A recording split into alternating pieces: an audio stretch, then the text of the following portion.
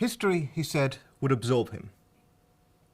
Fidel Castro uttered these words in a court in Santiago de Cuba in 1953 after he led an attack on the barracks of the army of the dictator Fulgencio Batista.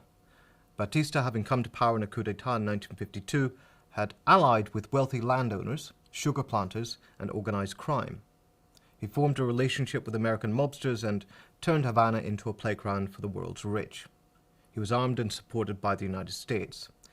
The Cuban Revolution of 1959, which brought Castro to power, reversed this, and in so doing, earned the enmity of the United States and its loyal allies. But will history absolve him? Not according to the press. Fidel Castro's death on 25th November produced a wave of retrospective commentaries and obituaries, many of which seem to have been freshly written at the height of the Bay of Pigs invasion. The world's leading media give us a portrait of the worst of 20th century totalitarianism on a sunny island state. The Sunday Times observed of the reactions to Castro's death, world divides over a revolutionary icon who became murderous tyrant. It added that Castro once brought the world to the brink of nuclear war. President-elect Trump places himself on the side of those who call Castro a brutal dictator, citing his use of firing squads and denial of fundamental human rights, as British tabloid Daily Mail reports. Yes, this is the same Donald Trump who wants to bring back waterboarding and promises to bomb the shit out of America's enemies. The Los Angeles Times, commenting on Obama's equivocal response to Castro's death, remarked that Fidel held power through firing squads, false imprisonment, and harsh treatment of dissidents. Andrew Roberts of The Telegraph, who styles himself as an historian, classed Castro among the 20th century's evil dictators, serial human rights abusers, torturers, and tyrants. This is the same Andrew Roberts who valiantly shrugged off Abu Ghraib and Guantanamo Bay in his History of the English-Speaking Peoples. Even some on the left participate in this tendency to gently shrug off the crimes of the United States and Britain while reviling Castro for his. The Guardian's Zoe Williams inspired controversy when she wrote of Castro, "Forget Fidel Castro's policies. What matters is that he was a dictator." In the Washington Post, we learned that one of the most brutal dictators in modern history has just died. Indicting Castro for thousands of executions and disappearances, the article asserts that he built concentration camps and prisons at an unprecedented rate, incarcerating a higher percentage of his own people than most other modern dictators, including Stalin. In fact, the Post churned out more of this stuff than anyone else, with perhaps the single exception of the Miami Herald.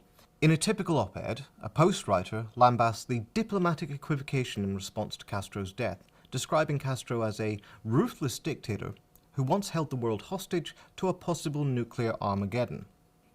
One of the old stories about Castro that began to be recirculated on the right-wing blogosphere was the claim, which first appeared in an article in the Wall Street Journal written by Mary Anastasia O'Grady, that Fidel Castro had executed 166 people and sold their blood to North Vietnam. The alleged source of this was the Inter-American Human Rights Commission in 1967. The Commission's report is available in Spanish online, and anyone searching the report looking for any form of this wording will come up short. O'Grady's bizarre claim that the loss of a pint of blood causes paralysis should have been a giveaway. But this passes in part because the Cuban exile community has provided the dominant tone in media coverage of Cuba for over 50 years. This febrile tone might be called the Miami voice. But is it all just anti-communist propaganda? That Castro ran a one-party state is in no doubt. Human rights organizations agree that Cuba has used high-handed authoritarian tactics to crack down on opposition suspected or alleged to be supported by the United States government. The mechanisms of repression range from the Committees for the Defense of the Revolution to the infamous firing squads. During the 60s, it was notoriously repressive of gays. But the articles describing Castro as a tyrant and murderous exaggerate the scale of the repression and systematically obscure the context in which this repression emerged. There are some exceptions to this pattern. Ryan Grimm writes for the Huffington Post that thinking about Castro's dictatorship misses a crucial point. The Cuban Revolution emerged in the shadow of Guatemala. The CIA's bombing and crushing of a reforming government led by Jacobo Arbenz, made a crucial difference. If Arbenz was an example for Guevara and Fidel Castro of what not to do, his successor regime offered a different lesson. The US-backed military dictatorship that took over killed tens of thousands and crushed dissent. Quite apart from the shadow of Guatemala, there were immediate attempts to subvert the Cuban government and engineer its overthrow. There was the economic embargo beginning in 1960, applied, as The Independent reports, after Castro nationalized oil refineries and other US properties in Cuba.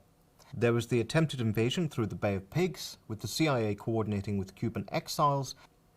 But it was this invasion which also provided the context for the Cuban Missile Crisis, which imaginative headline writers and columnists have blamed exclusively on Fidel Castro for accepting a Soviet missile defense system on the island, as though the United States hadn't imposed a naval blockade on Cuba, ratcheted up the fear-mongering, and itself prepared for all-out nuclear war. There followed, under the rubric of the CIA's Operation Mongoose, a campaign of sabotage and bombings involving CIA trainees like Luis Posada Carriles, reported here by Telesur. And there were hundreds of individual attempts on Castro's life, with some quite surreal plots by the CIA described by Patrick Sloyan in the Los Angeles Times, including the attempt to kill Castro with a box of 50 poisoned cigars meant to land on Castro's desk in Havana, and the hiring of 2 certified mobsters, Sam Giancana of Chicago and Johnny Rosselli of Las Vegas, to poison Castro. Castro's then was a bunkered authoritarianism, its paranoid outbreaks sustained, not justified, by constant US sabotage.